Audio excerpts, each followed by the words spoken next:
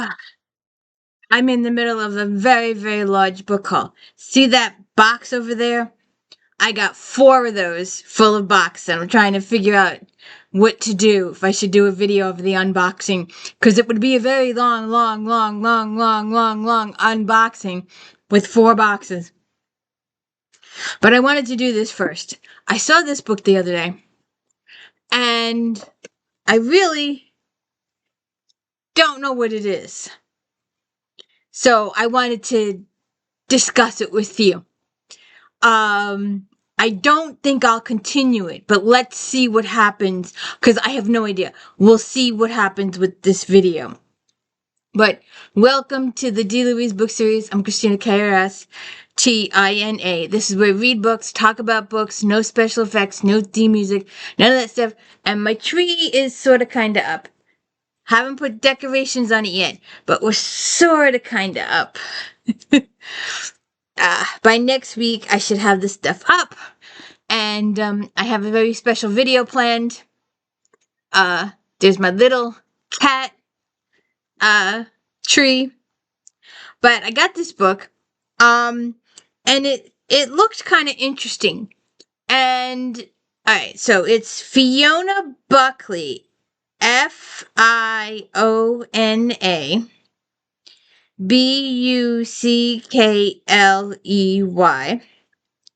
To seize a queen. To seize a queen. And if you hadn't read the flap, which you do when you pick up a book, you read the flap. Otherwise, without reading the flap, you do not know who your person is.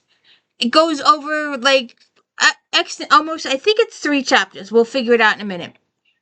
I don't know who she is. I have no idea who this person is. She didn't say, hey, I am so-and-so. She just starts talking about everybody else. And that was my biggest problem, is that there were so many people. I didn't know who was important, who was an extra. I didn't know if there was this mystery. I didn't know if there was something to be solved. I just didn't know. And I didn't know who to pay attention to. And the list of characters was ginormous. And be prepared for spoilers. Lots and lots and lots of spoilers. Tons of spoilers. So, she starts off with, see now, if you didn't read the inside, the flap here, you wouldn't know that this is Ursula. But she doesn't tell us she's Ursula. We don't know it's Ursula. She just starts off. And I see now, and I didn't know this before, that this is a long series. I didn't know that when I picked this up. So I'm starting on this book, and it's a well-established series. So if you are a reader of this series, then you probably know a lot more about this book than I do. You probably know these people better than I do. And you probably know who is a permanent character and who's a superfluous character that you don't have to pay attention to. But I don't know that. I'm just coming into this, and she doesn't even tell me who she is. I'm 3 chapters into this book, and she doesn't tell me who we are till the 3rd chapter. So, she says, she was, so I'm standing, as I so often did, at my bedchamber window in Falladine House, overlooking Falladine Valley. The house faced south, and beyond the alley, between Falladine and the sea, were the rolling downs of Sussex. Falladine was the property that had been left to me after the death of my Uncle Herbert and Aunt Tabitha. It was also the house in which they had brought me up. Not always kindly, because my good-hearted grandfather was then still alive and insisted very adequately.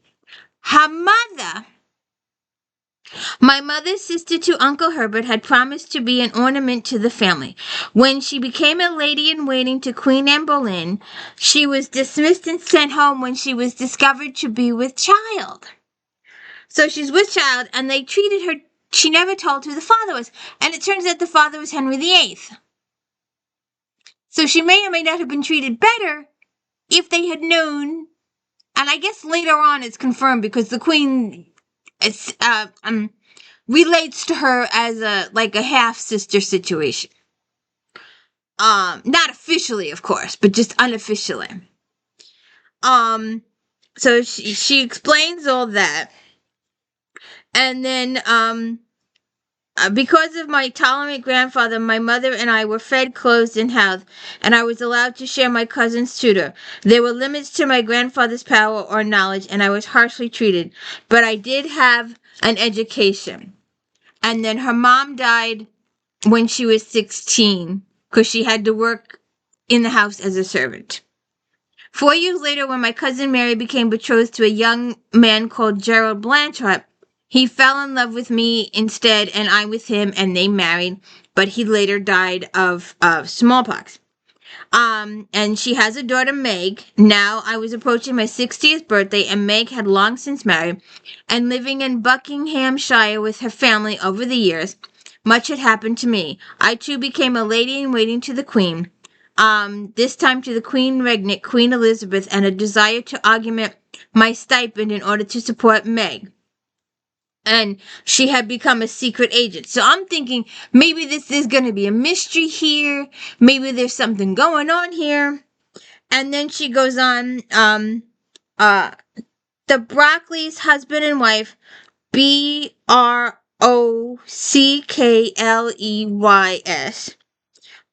Roger Brockley had started out in life as a groom and then a soldier, was now my right hand. We had been in danger together and struggled out of it together. We had once come near to being lovers, though it didn't happen, and now never would. There was a bond that never broke between us. His wife Frances was my tire woman and my companion. Her original name was Dale, and I still called her that out of habit. So she's got this tire woman, and she's got Roger, and then she talks about her neighbor's daughter, Margaret Blake, and Eddie Hale, who was an excellent groom, also shared some of my moments of danger, and my maidservant, Bess, formerly Heathercote, now Mrs. Hale, and she's expecting her first child. And then she's supposed to head to court. I would call at Hawksworth on the way to court, of course, to see Harry and Margaret and their 2-year-old daughter, Helen. But I wouldn't want to go back there to live. It was a different house from the one I had left. And then she talks about Hawksworth and how she goes there. And she goes in, she's only going to spend a day. And then she gets there and her daughter's in labor. So they got to go through all that stuff. The oldest member of the household, Gladys Morgan, a Welshwoman who attached herself to me after Brockley and I years ago saved her from a charge of witchcraft, for once did not prophesy disaster. In any case, one would usually rely on her to croak foreknowledge of a calamity like a pessimistic raven. This time she merely brewed a pain-relieving herbal drink, which Margaret swallowed willingly, saying it tasted rather nice. Meanwhile, Harry sent a messenger to Cobb House, a few miles away, where Margaret's parents lived, to summon his mother-in-law to sit by her daughter-in-law's bedside, and by the time the mother-in-law gets there, it's all said and done. And then she talks about the Speltons, who lived a few miles away, and they come to visit, and then she's talking about the Christopher Christopher Spelton, who was formerly a Queen's messenger, and sometimes one of her agents, had asked me to marry him. I probably would have done that, except I was dithering. While I was dithering, he met another of my former wards, Kate Glate, and they fell in love, until Kate died in childbirth. So then he married Miguel Abridge, the widowed stepmother of my young steward, Ben Abridge. And she's on all these people, and should I pay attention to all these people? And then she goes to court. And Lawrence Miller was driving. Miller was once a stud groom of Hawkswood in charge of the trotters. Stud, I established there. He was also kind of a guardian to me. He made me regular reports to Sir William Cecil, otherwise Lord Burleigh, on events surrounding me. As the Queen's half-sister, Cecil insisted that I must have a guardian, and now Miller lived at Wyseham, and another one of my houses 3 miles from the valley side of Faldane, and he watches over me.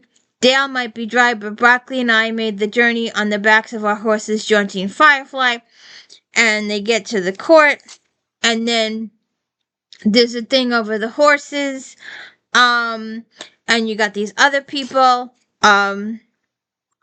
he wants the horse kept in a specific stall, and those stalls belong to her. Now, we still don't know who she is yet. I have no idea who she is yet. I'm on page 10. I still have no idea who she is. If you didn't tell me who she was in the fold, I never would have known who she is. And like I said, you people that read the whole book, who have read the series, who are familiar with the series, you don't have to. You already know who all these people are. You already know who's important, who's familiar, who's peripherous to play, that you have to pay attention to, or who's superfluous and you don't have to pay attention to. At this point, the gray Cornish lunged at his groom and tried to bite him. The groom dodged and gripped the bridle harder. "Can I help you?" I inquired frostily from inside my damp hood as I stepped between Brownbeard and Broccoli.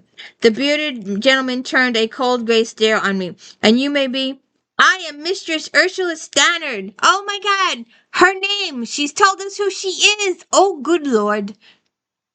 "Master Broccoli here is my manservant and groom. I am certainly entitled to 3 horses here, and these stalls I always use.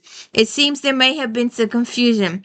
I have heard of Miss Stannard, yes, but that stall, I've always had this group of stalls, and we argue about the horses' stalls." And then the guy comes along and said, she's a half-sister to the Queen. And everybody's, okay.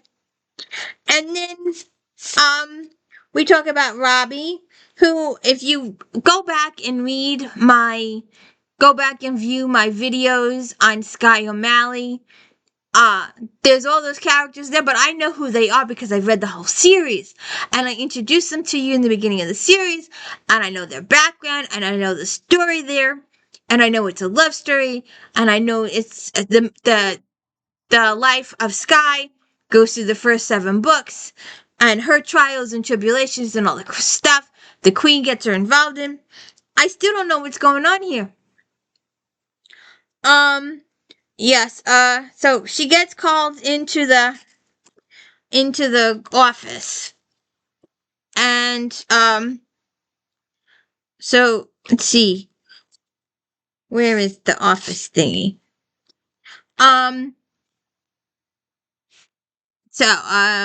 They're still arguing. The horse. The horses, of course.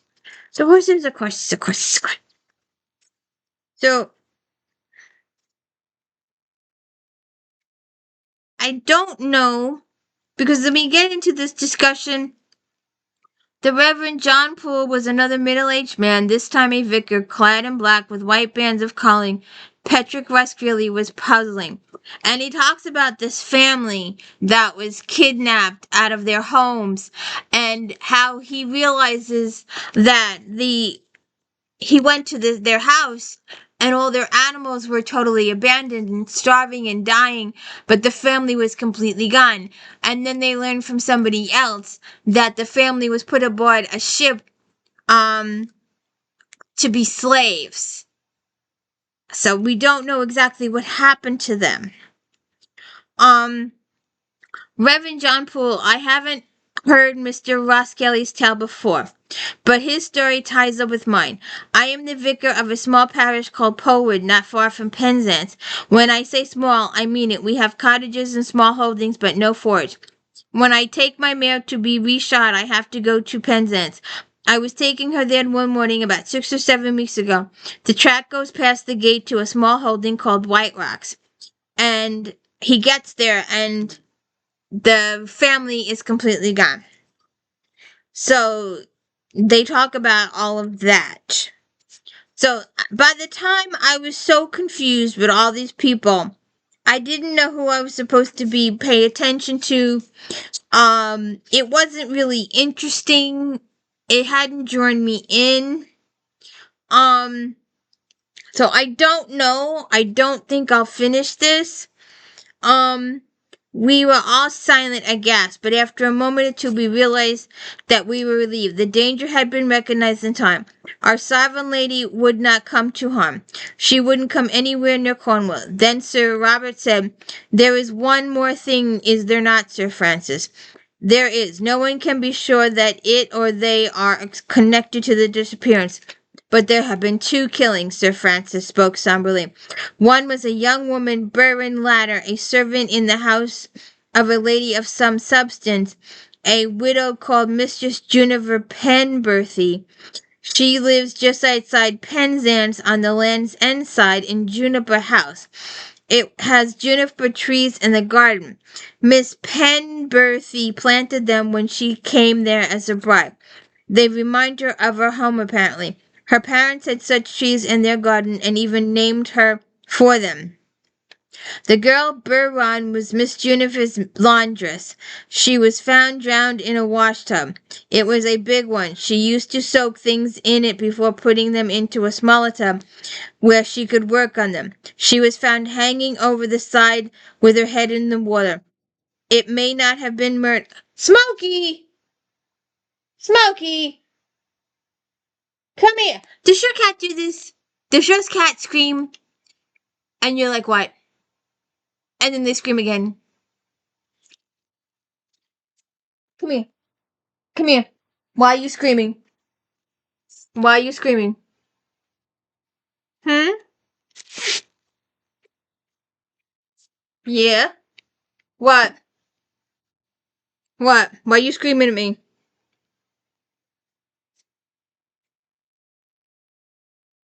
What's the matter?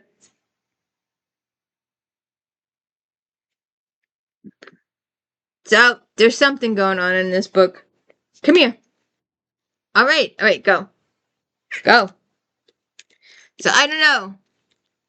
I just didn't know who I was supposed to pay attention to. I think if I had read the previous books, I would have enjoyed this book much better. If I had known all who the people were, I think I would have done better. But it was just, it was, I guess, I didn't realize 1, 2, 3, 4, 5, 6, 7, 8, 9, 10, 11, 12, 13, 14, 15, 16, 17, 18, 19, 20, 21, 22. So this is the 23rd book in the series. That's probably why I don't understand it and I got lost in all the people. And maybe if this had been my series, I would have appreciated the catch up with all the other characters. And I would have been like, oh, we're just catching up with the family core, and then we're going to move on to the mystery later on. And I think I would have enjoyed it more if I had read the previous books and had been familiar with the characters. I think that would have worked better for me. So anyways, you'll have to let me know if you've read this and what you think of it. But I think that's the conclusion, that if I had started from book 1 and knew all the characters, I would have enjoyed the family catch-up in the beginning, and I would have known, oh, these characters really don't matter to the story.